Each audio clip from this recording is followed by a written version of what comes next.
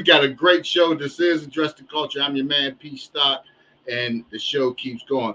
We have a usual face with us that everybody recognizes. You know, we have GM Darren DeBon in the house. We have a great interview to guest tonight. I mean, where should I begin? You know, it's like an American hero, you know, in a sense, you know, coming up, you know, 5-time world champion, you know, fought professionally right up until 60, probably more, you know, probably still fight today. You don't want to run into him in no place like that, but, you know, great history in the martial arts to go along with the series that we've been running, you know, and he comes out of Brooklyn, New York, you know, which the East Coast, where we've been covering a lot of the West Coast, and it's great, you know, to tap in the East Coast side, you know, where I came up, you know, and you know, some of the back in the day with the big international tournaments, you know, you hear the name and you see him, and you just was happy, you know, that hey, Ron Van Clief won again. You know, we feel like we all won, you know, at that time. So it's great, and he's here, and it's a lot to the culture, you know, and we're going to talk about it tonight. But you know, and this is, you know, what the platform is about. We're addressing the culture, and he's so much more. He's an actor, you know, stuntman, and who knows? There's so much that he probably does or have done that we're going to talk about. But we're going to get into it. We're going to bring in Grandmaster Darren DeBon. You know, he's our guide and everything to come in. So we're going to tap in with Darren. Here he is, Grandmaster Darren DeBon. Hey, hello, Pstock. How you doing? Hey, it's popping. It's popping, man. Yeah. Great show tonight. Yeah. What a great show, huh? GM Ron Van Clief, actor, stunt man, you name it, and competed all the way into his 50s and I believe in the 60s too. Yes, sir. Yes, sir. What a man, you know. Yes, what a fine martial artist. I don't know, man. I don't know what to say other than it's an honor to have him, you know, on iHipHopTV, Address the Culture. Great it's going to be really great listening to his history, his story, you know. Yes. It's such a big life in former military too, I believe, you know. Yes. But yeah, it's an honor to have him on this show, you know. Great honor to have him on this show. Yeah, it is, you know, and like I said, coming up, you know, and I kept hearing his name, Ron Van Clief, come up, and I was getting over excited. I was like, man, that takes me back to the day. Yeah.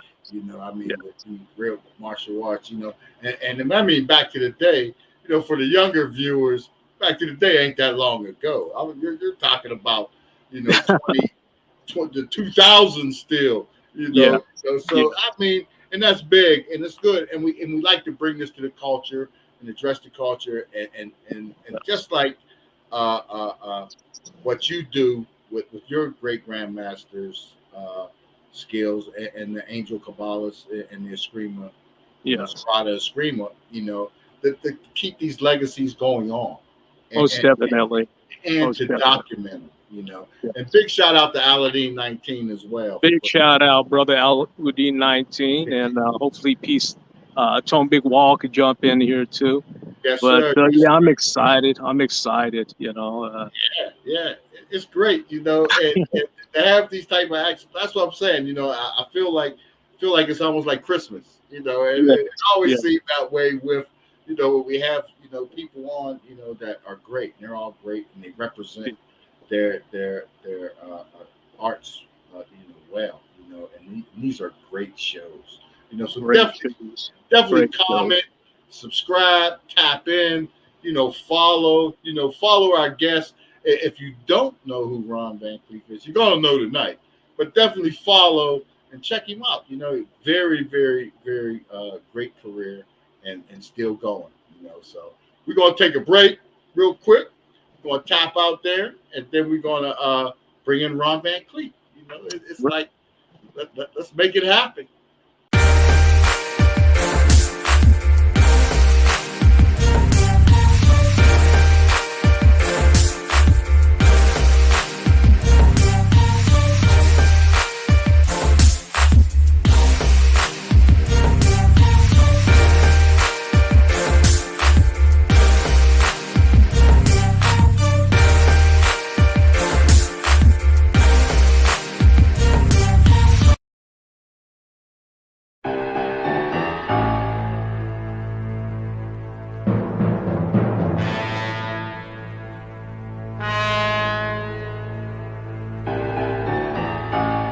Hi, I'm Shihan van Clief.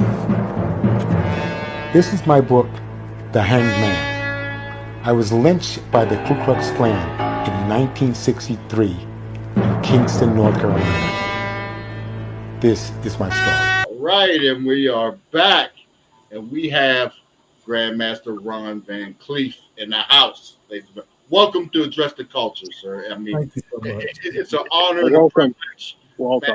And for our viewers, this is going to be a treat because, your history in the martial arts and the culture, because the time at which you were winning world champions and you were building your reputation and your art up, it was the time of civil rights struggle and wars and everything else. So the times is kind of maybe back to full circle because today we have the same thing going on, wars and civil rights struggle. So, but we're here today. So, it's a pleasure and an honor to have you here to address the culture. And, My honor to be here. And it's great. So I want to top it because we've had the shows, we've had the BKF, and, we spoke with Casey Jones and Samuel Pace, and Lil Alameen, and, some great martial artists. And they all mentioned somebody that I know that was your teacher, one of your teachers, Master Moses Powell. My first teacher? Yeah, first teacher. Go into a little bit about how that began. How did you wind up in that school that led on to and helped shape you? I started jiu-jitsu training with Moses Powell in 1959 in Brooklyn, New York, at the St. John's Community Center. Grandmaster Ronald Duncan was also teaching there. Teaching jiu-jitsu. So I actually had the opportunity to study with both of them until I went into the Marine Corps in 1960.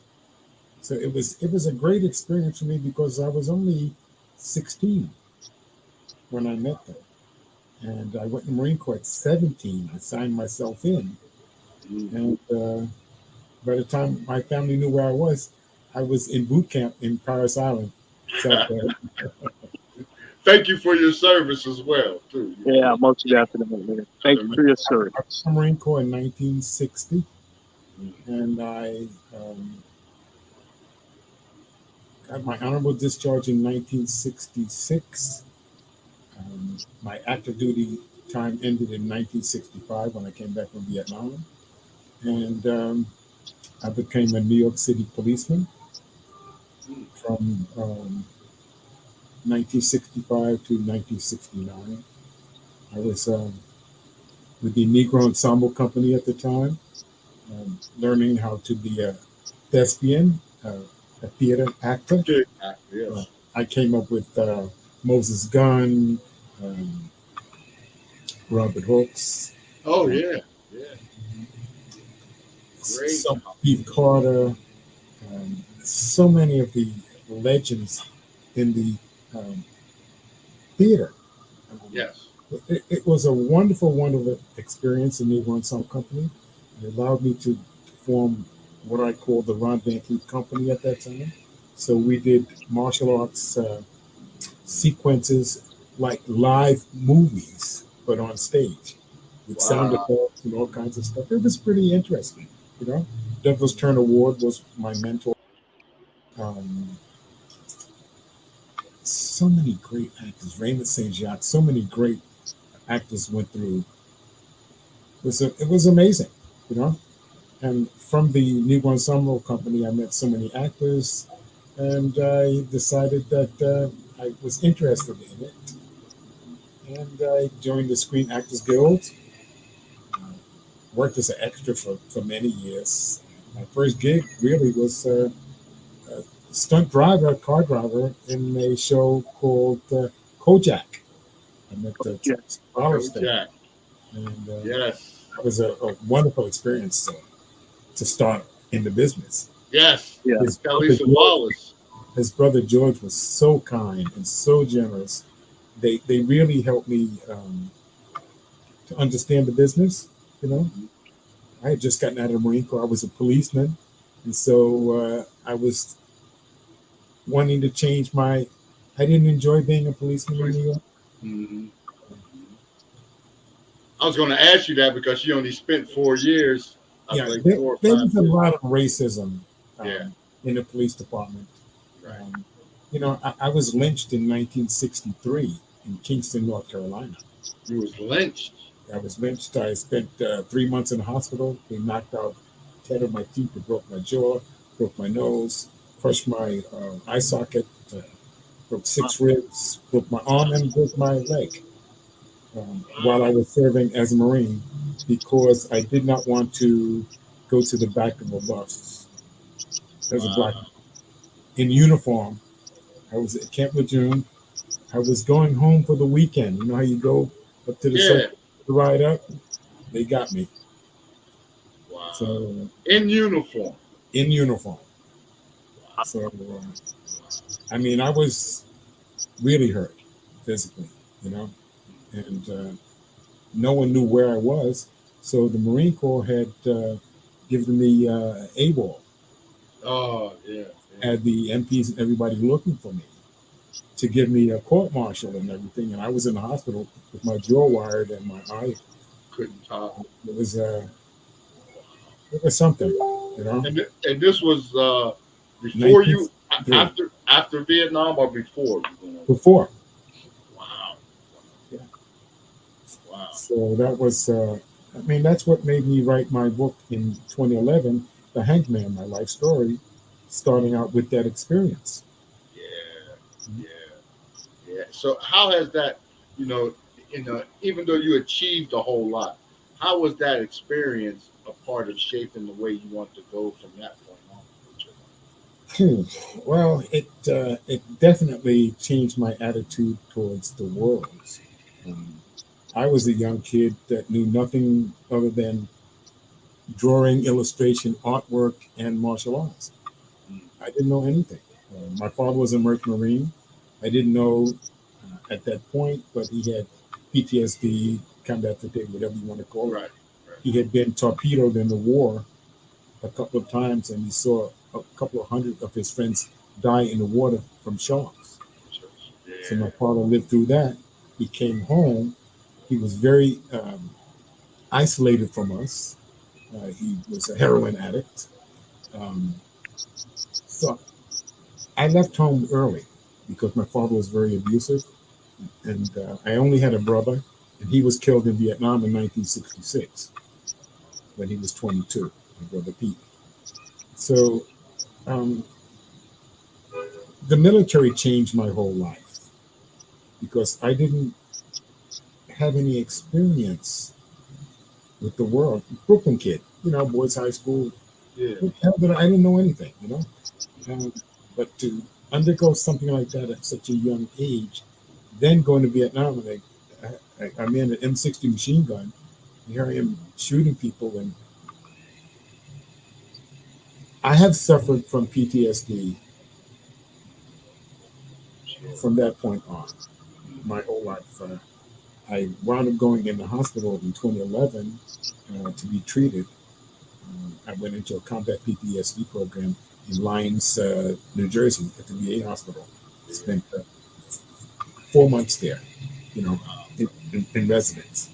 And it gave me a chance to start to focus on me versus all the other shit that was in my head, Yeah.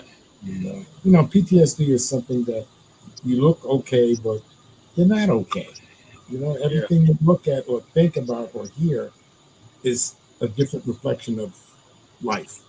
Yes. And when I came back from Vietnam, if I would even hear somebody speaking Vietnamese or something, I would start to shake and get all kinds of stuff happening. So PTSD isn't something that you're going to get rid of. You just have to learn how to cope with it, and that's what they did. They taught me ways to cope with it, And the martial arts has been a great therapy for me to keep me aware of myself, to center myself, That's probably why I was okay at the martial arts, because I felt as though it was the only area that I could do the best that I could, and I was never going to let anybody beat me up again. So it only fortified my martial arts experience. Yeah. Wow. Wow. Yeah. So when you built all that and based off of that, whenever you went, at what point did you take your martial arts where you said, I'm going to go international and I'm going for all the belts? I won my first world championship in 1965. Wow. Wow. In Japan, actually. And I fought all over Japan, Hong Kong, Philippines, Korea. I've had quite an extensive career in martial arts competition. I started out in karate, points, tournaments, then full contact, then kickboxing, then Muay Thai, then MMA, and Wow. BJJ. You know, so it's a complete. I made the complete circle. I started with jiu-jitsu with Moses Powell, and I'm finishing up with Carlson Gracie. It's a different concept of jiu-jitsu, but it's a similar field. Most of the work is done on the ground in BJJ, but I had to learn traditional jiu-jitsu, and of course that's swallow locks and all that stuff, throws and this and that and all that other stuff. But I'm really, really enjoying Carlson Gracie Jiu-Jitsu. I get a chance to roll with guys most of the time 40, 50 years younger than me. Yeah. And they're good. They're so fucking good. Excuse my French. They're so good. They're so talented. And it's not that they're aggressive or I get hurt at every class. I mean, that's like a normal. I'm going to be 80 years old. Yeah. In 5 months. Wow. I go 2-3 days a week. And it's rough when you have to do, normally I do 3 to 5 5-minute rounds per night. Sometimes I do 4 or 5 rounds in a night. But I'm always holding onto the banister walking down the stairs, because if I don't, I'm going to fall down and kill myself because I got nothing left. I leave all of it on the mat. You know, I leave all of it on the mat. I started competing in jiu-jitsu when I was 73. I started competing in jiu-jitsu at 73. Wow. Those guys were in the white belt division. They were killing. Oh, wow. And no it's probably going hard. That's something else, man. Yeah, because you had a name. You know, no one's near your age. Everyone's 20 years old in the dojo. In martial arts school, everybody's 20, between 20 and almost 30, except for Helson. And Helson's 10 years younger than me. I'm 79. He's 69. But he's amazing.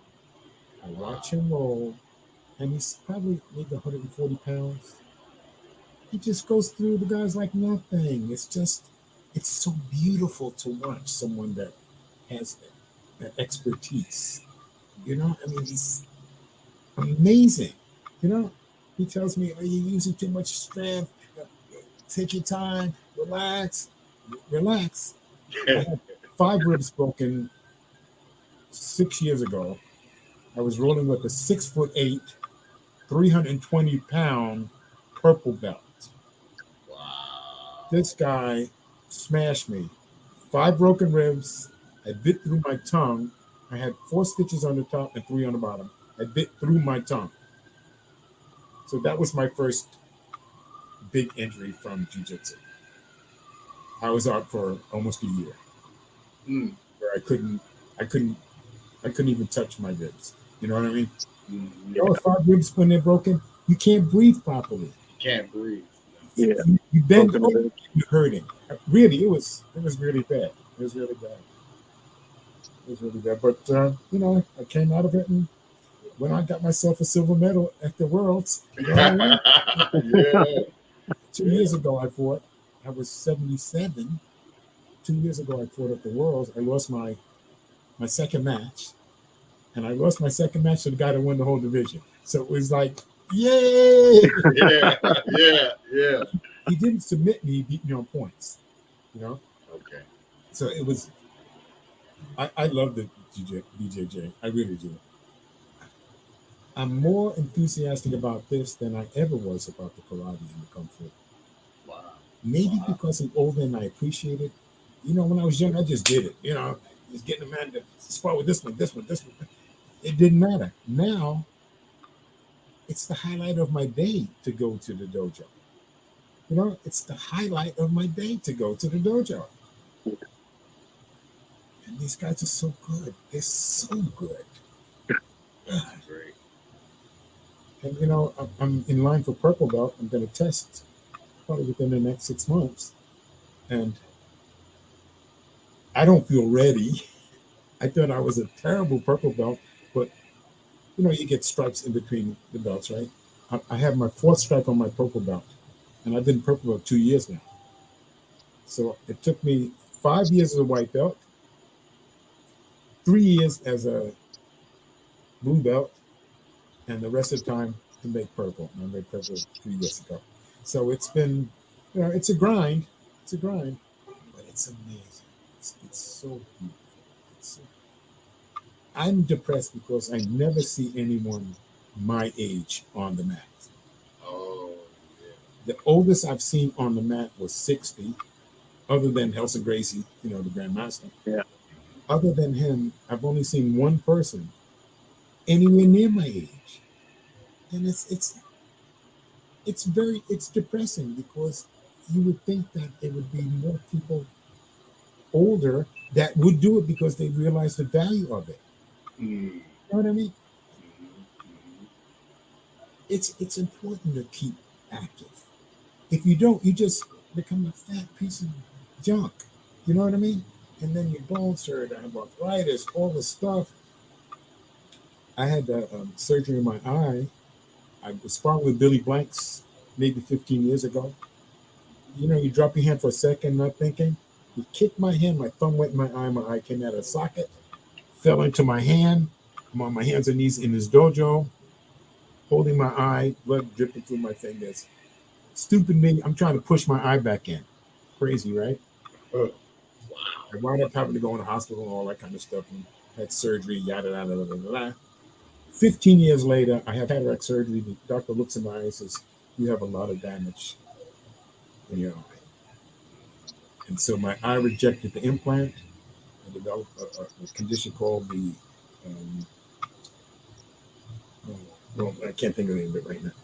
It affected my eye. It rejected the implant. I wound up getting shots in my eyeball for about a year. 3 shots, 2 shots, one in the eyeball, man. Yeah. They started putting pellets of medicine in my eyeball, pellets, you know, like a rice pellet. Yeah, like a rice. In my eye with medicine that would last for 6 months. So I'm just finishing that last treatment on this eye. So, and I'm still competing. So I wear these goggles now. Yeah, protect your eyes. Yes. I can't take another hit. No. You know, I will be blind. The doctor said, yeah, you will definitely be blind if you get into that. But I put my goggles on and I go for it. Mouthpiece goggles. I'm not going to bite through my tongue anymore. Wow. Wow. Get the art of a tiger, you know, to everything you've been through physically. You can't stop. Keep going. Be 500 pounds. Yeah. You know what I mean? And have a heart attack tying my shoe. You know what I mean? Really. So I've been very fortunate that I don't have more wrong with me than I do. You know, normally by 80 years old, crutches, wheelchair, heart attacks. All my friends have had strokes and heart attacks. All my friends. You know? And so many have died within the past 6 years. I had 12 of my friends die last year. 12 guys I came up with. I mean, they're a couple of years younger than me. Gone. Heart attack, strokes. My best friend, Felipe Luciano, just had a quadruple bypass. Wow. You know, and you wonder, what am I still doing here? You know, I've been shot, stabbed, and all those other things, you know, but no heart attacks yet, no strokes yet. Yeah. It's the lifestyles, maybe, or your friends that I'm a train fitness like nut. Yeah. I'm a fitness nut. I get up, I do my push-ups, my crunches, my stuff every day. I've done that for 50 years. I get up, I just do 100 push-ups. Work ethic. Yeah. You know, do my mountain climbers, 35 pull-ups, you know. Yeah. So for my age, I'm okay. Do you know what I mean? I'm okay. So you're not you don't have to worry about that. But in your shape you are, that keeps you active in your other career in the movies and Well, I'm doing a film next month with Michael Jai White and Time Out. It's called Make a Difference. It's like a Boys in the Hood thing, but without the gangs. It's martial arts gangs. I'm playing Moses Powell, my first teacher, in this movie. So I'm completely shocked. You know what I mean? Yeah. When Michael Jai White called me and he says, I got a part for you, I said, okay, send me the script. You know, I'll look at it. And I said, well, who is this? He says, it's Moses Powell. I said, I'm doing it. You know, who better to do it? That was your yeah, fantastic. No, I don't know about that. I tell you, in truth, Little John brought me to Moses Powell. Little John Davis brought me to Moses Powell when I was young, and so in my mindset, I would think that Little John would be a better person for that role. Even though he's not an actor, or, you know, I just feel that being like the number one student of Moses, that he deserves to do that. He also was Michael Jai White's teacher. I don't know if you guys knew that. No. Little John Davis was Michael Jai White's teacher. And so I recently bestowed the title of the Black Dragon to Michael to continue my legacy, you know, because he's an amazing martial artist. I don't know if you guys really know Michael. Michael is a real martial artist. He's no joke. He's got a black belt in like 6 or 7 different martial arts. He got his black belt in Brazilian Jiu-Jitsu from the Machados. Real serious. You know, that's like real serious. So we're going to do this film with Timak and Michael and myself. Timak gets killed, and then I'm training both of them in the movie. And then Michael kills all the bad guys, and that's it. So, see, Michael. Yeah, you're right. Michael Jai White. I've been following him too, and he's a great actor as well. He's great actor. He's not stuck to the action role stereotype. He transcends the other roles as well. Yeah. Did you see him playing Mike Tyson? Did I see him playing Mike Tyson? No, I didn't see that. You have got to see that Mike Tyson story. Awesome. I didn't really appreciate his acting until that role. Wow. And his wife is one hell of a martial artist and actress. So it's in the family. They bring in the family, and you have to figure, yeah, that's great. That's great. That's really great to have that, you know, and you know, for him to be the student of one of the guys that you came up with that took you to your first instructor. Can you imagine? So you know that's like you seeing the whole evolution of the tree.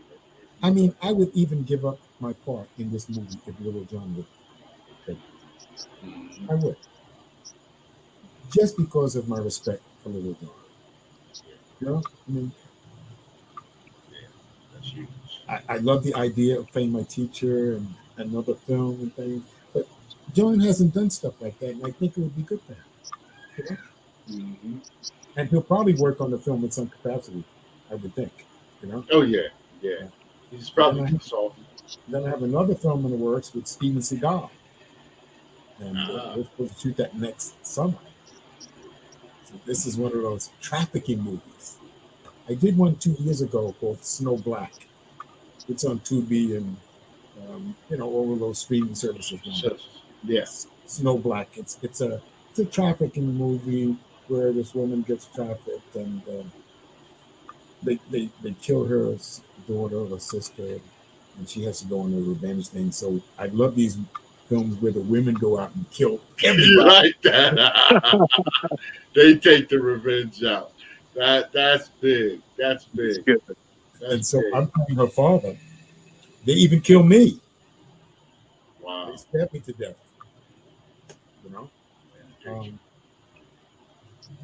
There's so much happening now.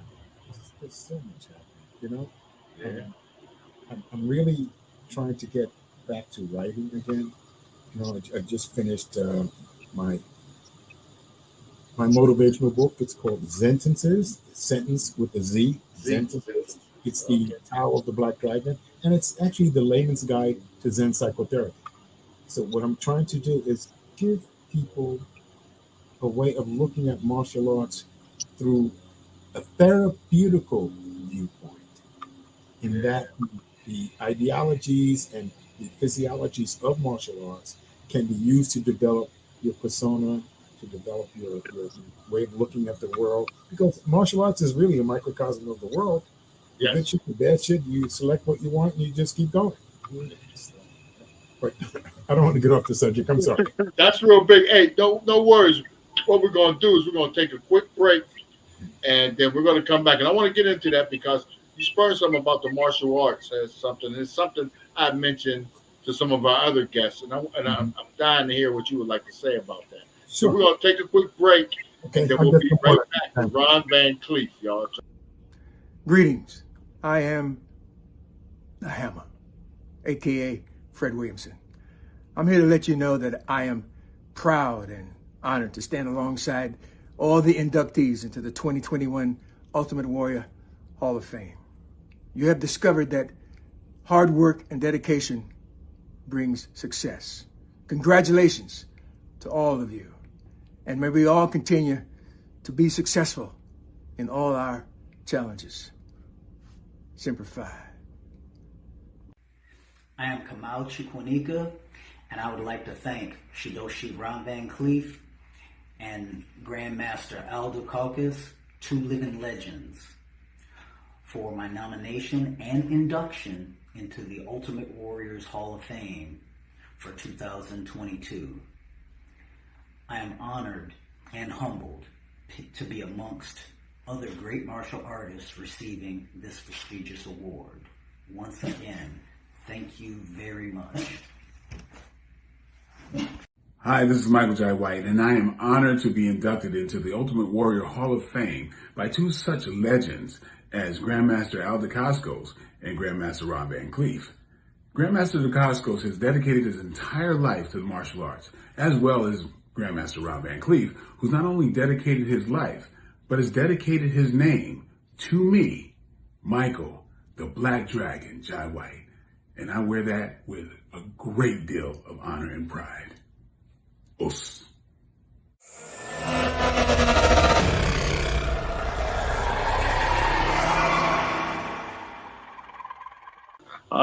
GM Ron Van Clief is an inspiration, for a lot of us. Yes. Do what you are doing. You do what you can do today at your age. That's inspiring. Very inspiring. It's over. Yeah. It's over. Yeah. It's over. Yeah. I know many that have stopped. Yeah. Now, GM Ron, question. Just Ron, please. Come on. Okay. Really Ron, the weather in Hawaii, the humidity factor, do you feel that has helped you? Oh, yeah. Has it helped you? Yeah. The humidity? Every time I go on vacation, I feel that way. How come I feel so much better over here? It's funny because it's the reverse for us. It's real humid here in the summer. Yes. I mean, extremely humid. It could be 70 degrees and feel like 90. Yeah. And you're sweating. So the dry heat feels better to me, when it's dry. I like the sweat. I go to the dojo because that's what I like. But dude, the sweat. Yeah. So truthfully, if you don't sweat, you didn't work out. Yes. Yeah. You know? Yeah. Yeah. Gotta sweat. Do you do a lot of water, swimming in the swim ocean, or days a week. I swam 2.5 miles. I swam 2.5 miles every morning for 9 years. Beautiful. Wow. Okay. Every morning. In the ocean. And then I had a shoulder replacement. Okay. And so I don't swim as long a distance these days, you know. Yeah. Yeah. I do laps of the beach, you know. Yeah. At least twice a week. Yeah. But you know, Hawaii's water, you know, the warmth, how warm it is, you know, you love it. You love it, man. Hawaii. And the martial arts. Hawaii is home to a lot of different martial There are arts. so many martial arts jiu-jitsu schools. Yeah. I mean, it's amazing. You know, it's amazing. I go to the beach and I see guys, they bring their mats out to the beach and we roll on the beach. All right. The parks. We hear about the parks, the notorious parks. Yes. You don't want to wind up in the wrong one, the wrong set. You know, I was a fitness trainer and a celebrity bodyguard for many years. I worked with Richard Pryor, you know, worked for George Benson, Jennifer Lopez, Gregory Peck, a lot of the old stars. I worked at a place called the Radu's Physical Culture Center in New York City. I was there about 10 years. And I trained Matthew Broderick, Sarah Jessica Parker, all of the stars, Brooke Shields. I did that for 10 years. I even trained Donald Trump's wife, Marla, for 4 years. Wow. Yeah. And those boys when they were young. Oh. And they were always late. Late to show up for the class and late to pay. Always. Late. Always, guys. Wow. Sometimes, yeah. Always. Always late to pay. Always late. It was 20 minutes ahead for 8 years that I trained her. And she made purple belt with me in Goju. She was really good. Who was that?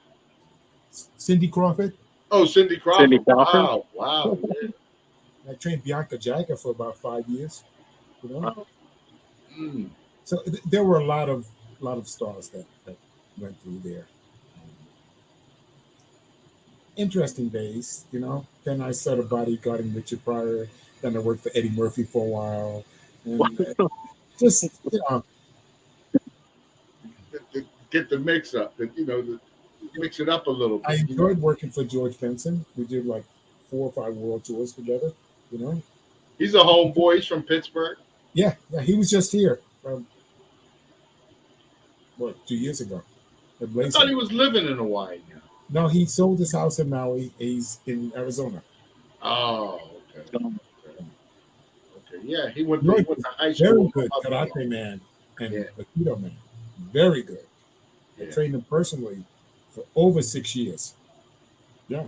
Georgie B. I heard about that. He did stuff. Good guy.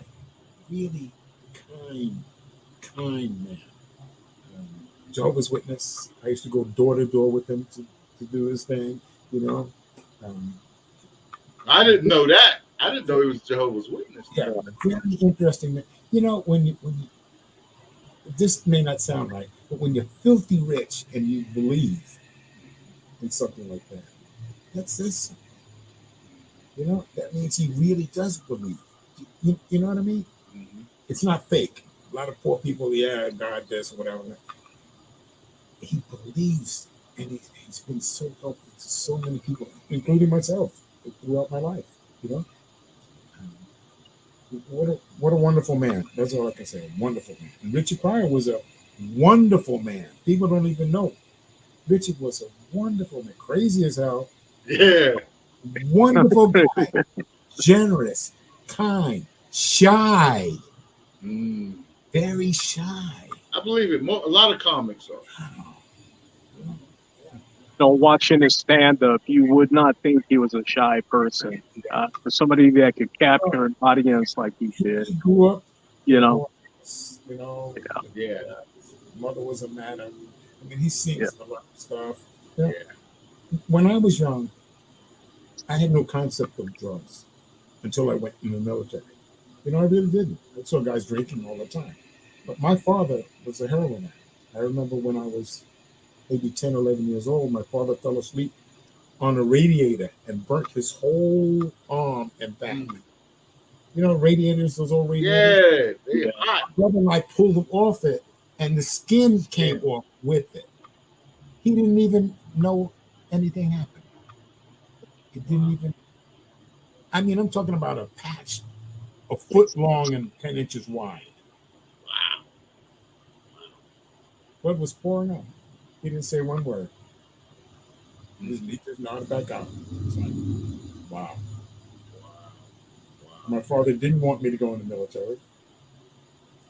When I came home from boot camp, I came in the house and my mother was making some food. He came up to me and punched me in the face, knocked me the fuck out. That was my present of getting to boot camp. In my dress blues, in my mother's kitchen. Wow. Out cold. Bro, your life should be a movie, a story. You know, you got to lay that out.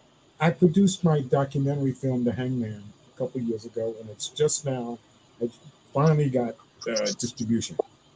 And, you know, guys, give me a mailing address. I'll send you guys the DVDs. Yes, sir. I would love to see that. Yeah. I would love to see that. Presently, I just have a script finished, and I'm talking with Will Smith about producing the feature film of my life story. So it's going to happen. It took 10 years to do the documentary, you know? Yeah, documentary. I wrote the book in 2011. Look how long it took someone to even produce it as a documentary. You know what I mean? Yeah. So the BBC did my life story as a documentary about 15 years ago. That's this. I don't know if you can see it. It's the Black Dragon. Black Dragon. Yeah. I just got a copy of it just like a week ago. Wow. I was reading the Black Dragon, and you said you passed that man along to Michael J. White. Yes, that's I did. Huge because that Black Dragon, that's a huge brand that came back to the day. And that's what I wanted to touch on when you had mentioned about the martial arts and people staying into it, and with the youth. And we talked about that. I think you would be a perfect spokesperson for that too, nationally, for people to incorporate martial arts into youth activities and more. I've taught in over 30 public schools. Okay, wow. I lived in St. Thomas before I moved here to Hawaii. I was in St. Thomas 10 years, and I taught at 5 schools, 5 public schools. 2 hours, 2 hours, 2 hours, 2 hours, 2 hours in the 5 schools every week for 6 years. I had about 700 students, and maybe 100 made black belt. That's great. It is. That's fantastic. Sometimes they contact me, people I trained 20 years ago. You know, I just retired from the Army. This is a little kid, you know. So it's amazing what the study of martial arts can really do. If you, I mean, you don't have to be a competitor. You don't. Just go and train and make yourself better. I look at martial arts being a way of making yourself better in every way, every day. Yeah. You know, that's what I see. And it doesn't matter. There's no good style or bad style. Everybody picks something that they gravitate from what they feel, what they hear, what they see, and that's what they do.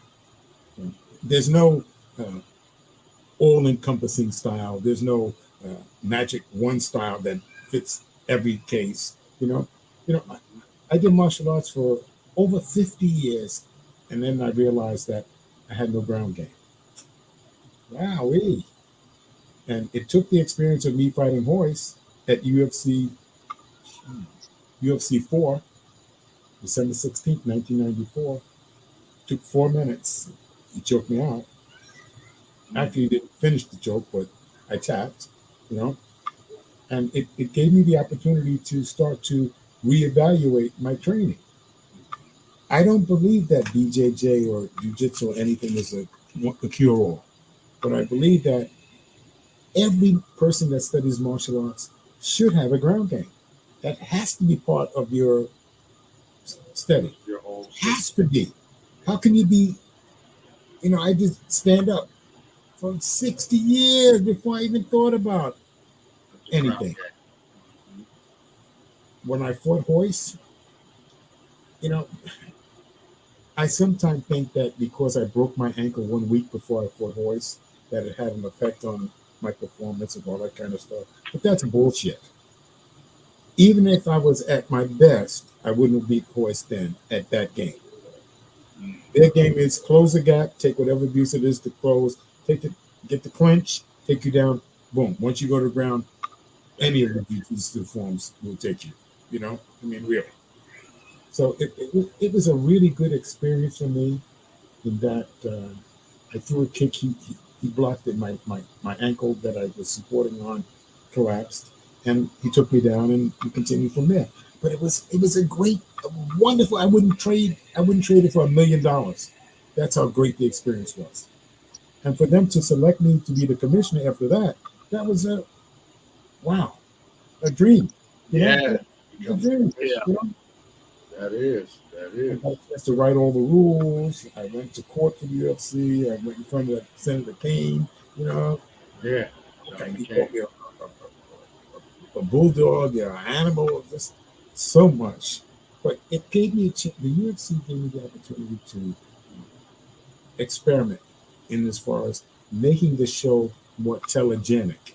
It was a little too pure at the time. No rules, no eyes, this, and balls, everything. So I created all the basic rules, and I made it more what I would say is telegenic.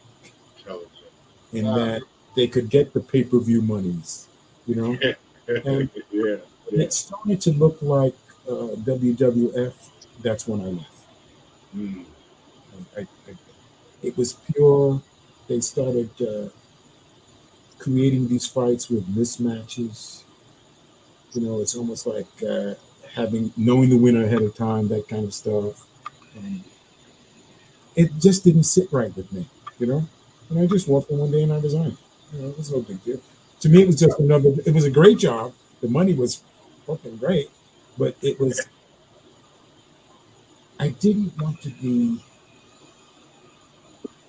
thought of as fake. Because initially they thought the UFC was fake, It was never fake. It might have been engineered, some things, but it was never fake. It was the real deal, the closest to the real deal that there has ever been in the sport, But no, look at it now. They sold it for $3 million. They make $1 billion a year now. Yeah. It's multiple in the $3 million. That's all they got. Wow, that's it. And that show makes $1 billion a year. We're talking about net. We're not talking about gross. Yeah. We're talking about net. Wow. Dana White gets a $10 million salary. A lot of cheddar. Yeah. That's a lot of cheddar, brother. Yeah, it's a lot of cheddar. It's a lot of cheddar. I may be going to work with Bellator as a commentator. I'm not sure. It's been suggested. Let's see what happens. I don't know if I want to do that stuff anymore. I now want to concentrate on training myself and eventually making black belt. Helson told me 2 months ago, he says, it's going to be at least another 5 years before you make black belt. So I'm on that course now, Yeah. I just want to keep getting better. Because inevitably, I want to teach the kids BJJ. Yeah. And along with that, I'd like to give them some of my experience with the striking parts. Because that's what I think is missing in a lot of the BJJ schools. Some have strikes, some don't. But I think that just like groundwork was necessary for me, I think striking is necessary for them. Necessary for them too. That's only my opinion. I always get blasted for it, but that's how I feel. Make your system balances it out. Yeah. You know? Yeah. Elio said to me, punching is crude, very primitive. So that shows you where the mentality is. You know? that is. Who was the most difficult student you had? You know, celebrity or, you know, who was the most difficult student?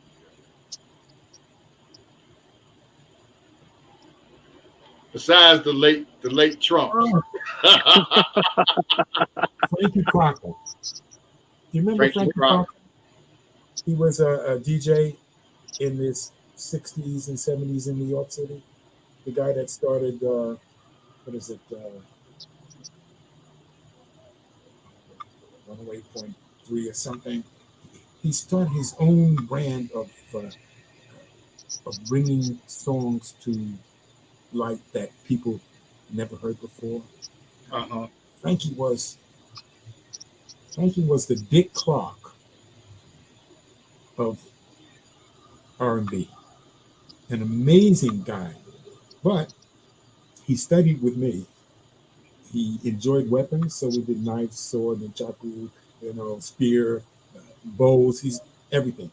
He became a really good weapons technician. Wow. Really good.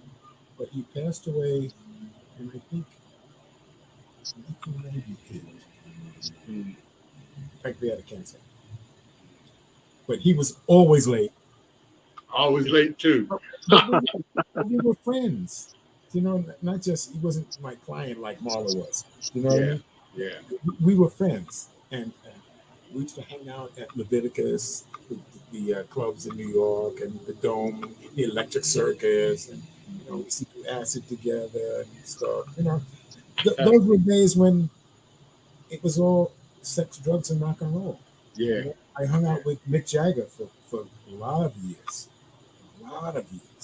Richie Havens was another one of my students who excelled. He was such a great musician and singer.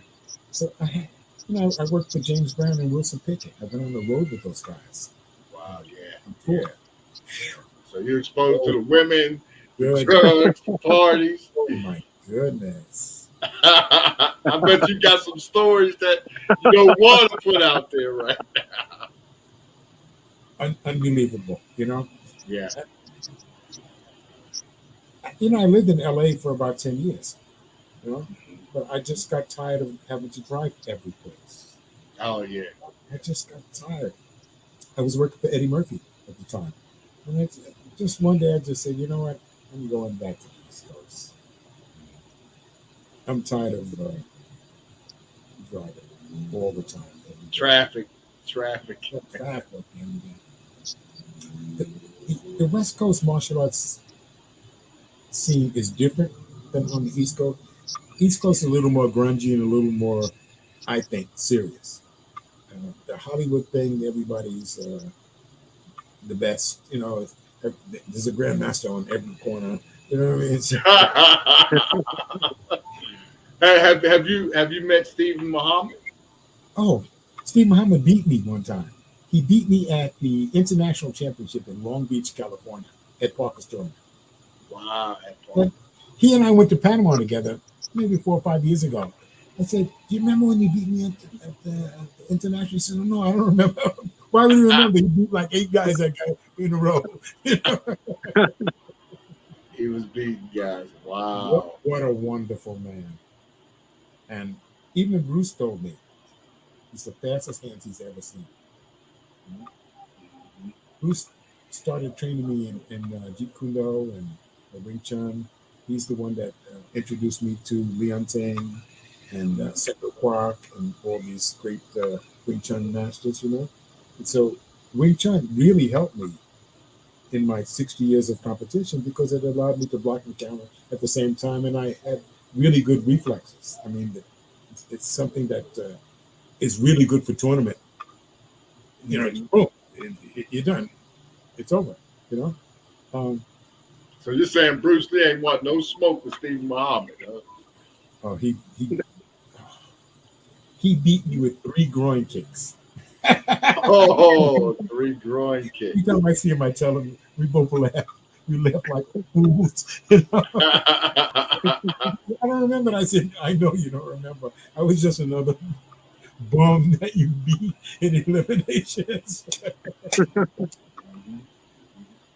Now that's huge. He's an amazing, amazing man. Steve Muhammad is an amazing. He's one of those giants. You know, he's one of those giants. You know, there are lots of good guys, but there are a few giants. You know, like Tayari Cassell, Victor Moore. There's a bunch of them that they have so much experience, so much. You know, guys like Victor Moore, they beat up Joe Louis, they beat up Chuck Norris, they beat all of these guys. You know, I mean, serious. You know, beat him up in competitions or just because they could beat him up? Okay. And Bill Wallace. I mean, Victor Moore beat everybody. Nah. Yeah. I had a semi beef with him not too long ago because he produced a film and his life story, and in it says he's beat all the so-called movie star martial artists, yada yada yada, and the last name on the list of who we beat was my name, but we never fought. Oh yeah, he put you on there, but you never fought. Oh. So I mean, I laugh about it. He said there was his director or something. Who really cares, you know? Yeah. He was great, and he's someone that I look up to, you know. And so what, you know? I've been to tournaments, watching tournaments, and people start saying, "Oh yeah, I beat Van Clief. He's bullshit. He's just in the movie." And I never say who I am. I just listen to them. Yeah, terrible. What a piece of shit he is. They don't know. But it's amazing, you know, that people will talk shit. Yeah. For no reason. Oh, I'm a grandmaster just like him. Okay. Yeah. Yeah. You know? Yeah. The martial arts has changed so much from the 50s to now. Mm-hmm. To see a black belt was a rarity then. Mm-hmm. Now, you got 14-year-old kids wearing black belts with stripes on them. Yeah. Wow. Oh, come on, guys. You know? Yeah.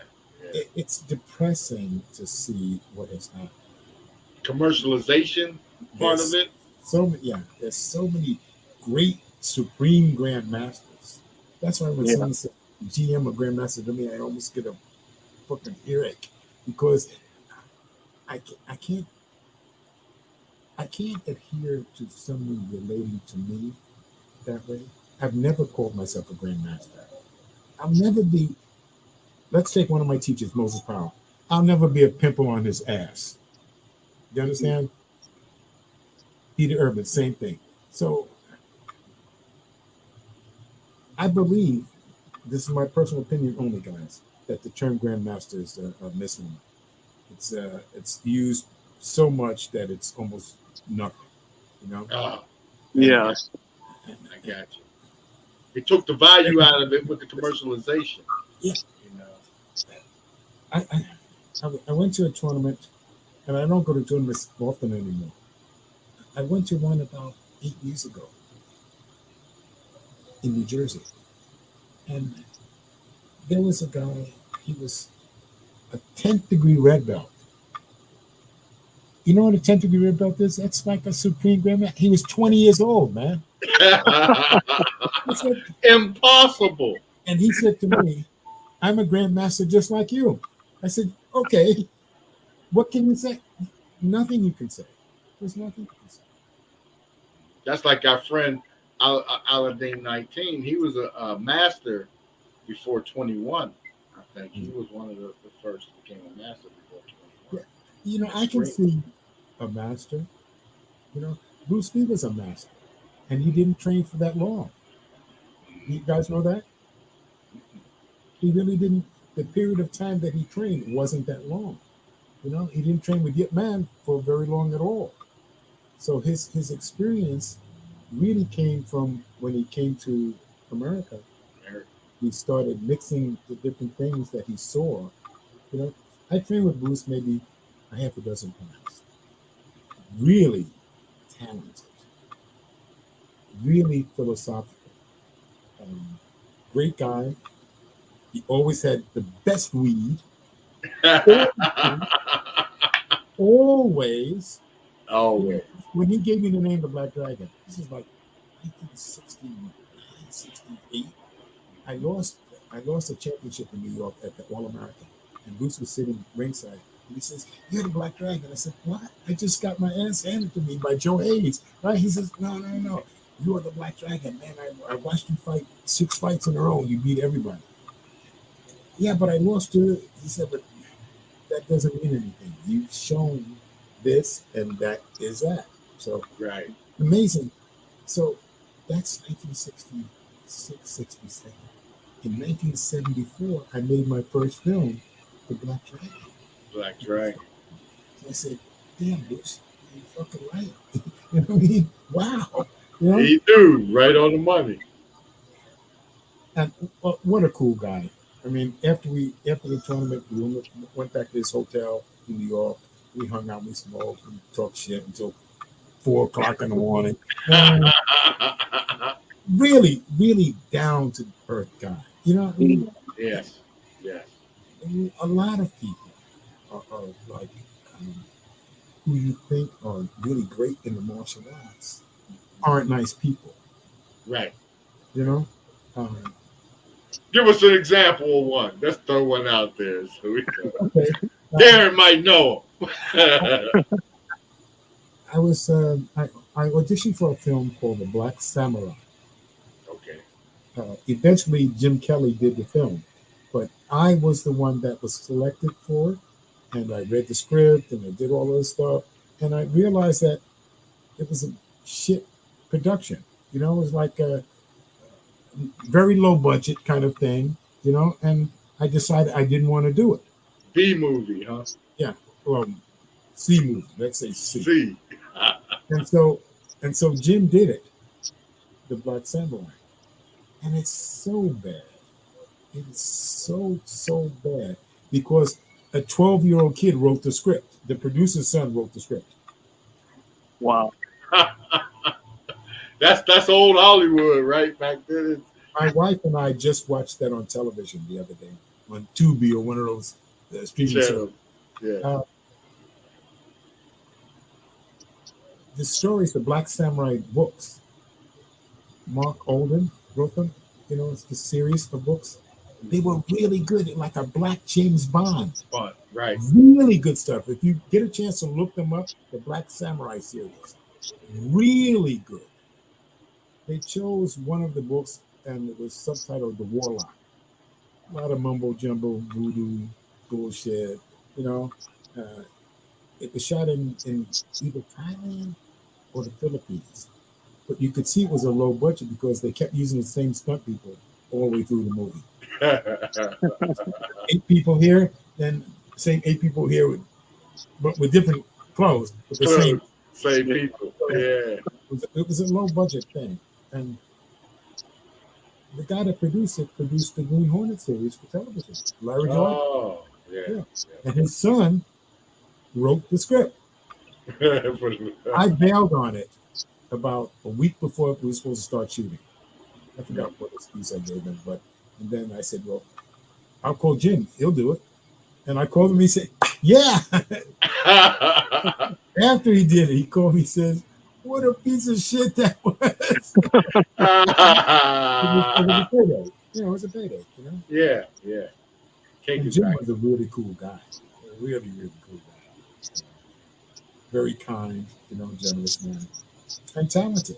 Very talented, He came through Steve Muhammad's crew, Yeah. UKF, Yeah. Cliff Stewart, all those guys out there. So wow. I didn't realize your strong ties and connection with Bruce Lee. and that's amazing. A really nice, really down to earth guy. He didn't go for all of that master sequel, this that. It was Bruce Ron. You know, regular guy. Don't hog the joint, bitch. You know. Yeah, don't hog the joint. Yeah. Like, okay, you know, people tend to see people like myself through a different view. They think that we're different, but we're not different. We may have some skills that you don't have, but we're not any different. We have the same emotions, the same wants, the same desire, the same everything. We're all the same. We really are. Like you said, got some different skills that Yeah, separate. well, I just have some skills. Talent. I've never thought, thought of myself as a master, grandmaster, or any such thing. I'm just a God's person that isn't going to quit. I'm going to train until I pass away. It's something I really enjoy, something that I love. It's become such an integral part of my life that I don't see that I could exist without. Yeah. And that's big. It served its purpose. I mean, I've written 11 books. I've worked on over 100 movies. I've traveled to over 100 countries. You know, I'm married 8 times. Married 8 times. Wow. Like United Nations. You know what I mean? Filipino, Vietnamese, English, Romanian, Russian. You know, the whole. You went through the whole gamut. Yeah, the whole gamut. I mean, if you're going to go through this life, you know what? You better enjoy it. Yeah. You only got one ride. You get one. Yeah. You only get one. Yeah. Only get one. And that's great. That's great. I feel privileged that I've lasted this long, you know, and I still have something to say. You know, I'm shocked that people are still calling me for movies and things. I'm shocked.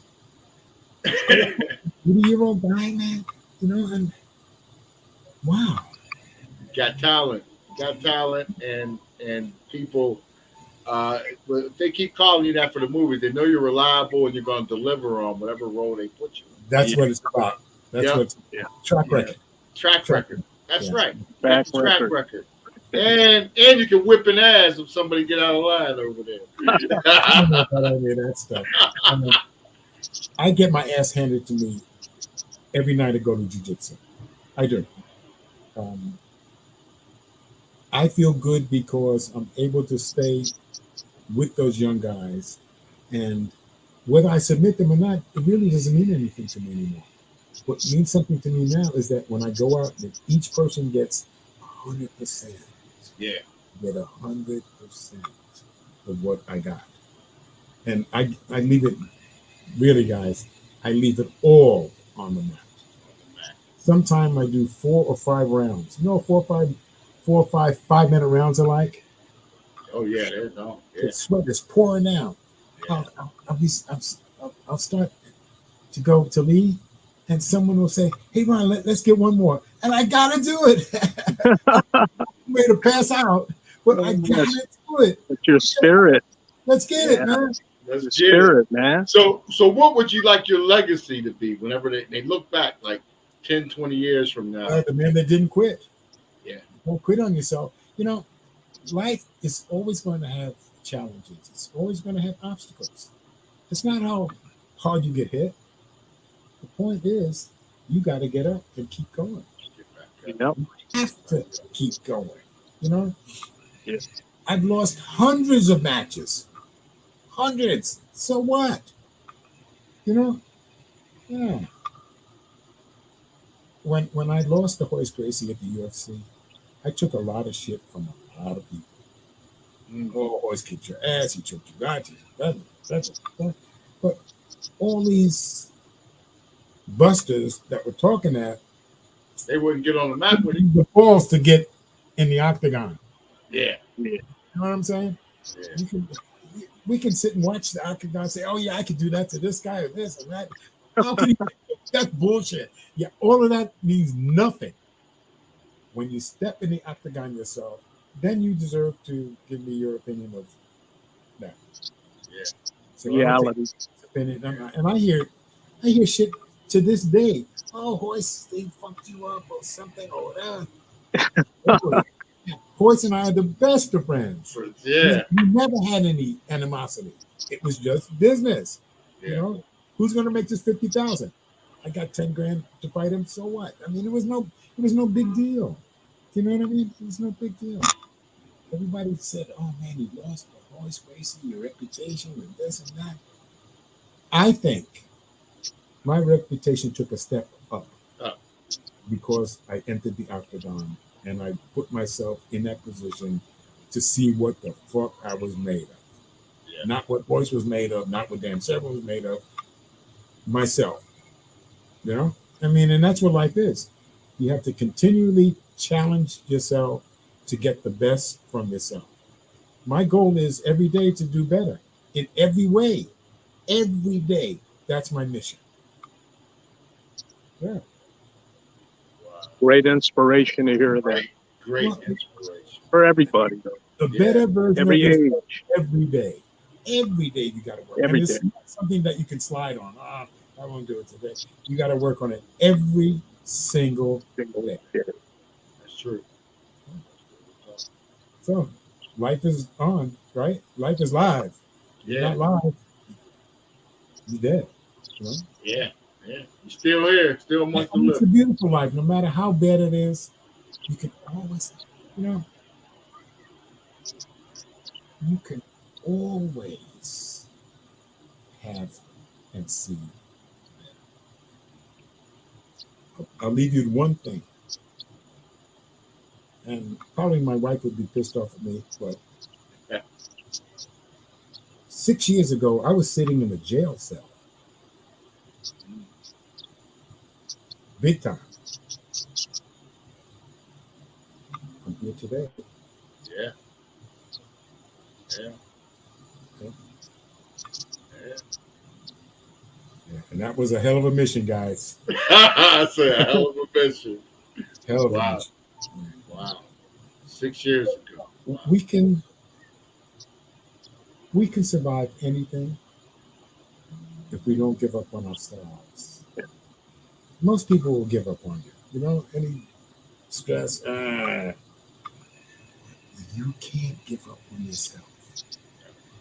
That's really the message that I need to give anyone. You have to keep going no matter what. Get knocked down, get up 8 times.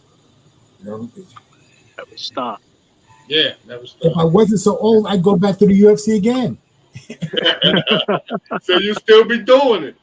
I'd still be doing it, you know? Yeah. I'm going to compete in another month or two. As soon as my back heals. I plan to compete at least for the next 5 or 6 years until I make black belt, and I need to compete at least once as a black belt in Hells Gracie Jiu-Jitsu. I need to compete at least once, and then I can retire. I retired when I was 60 years old from karate competition.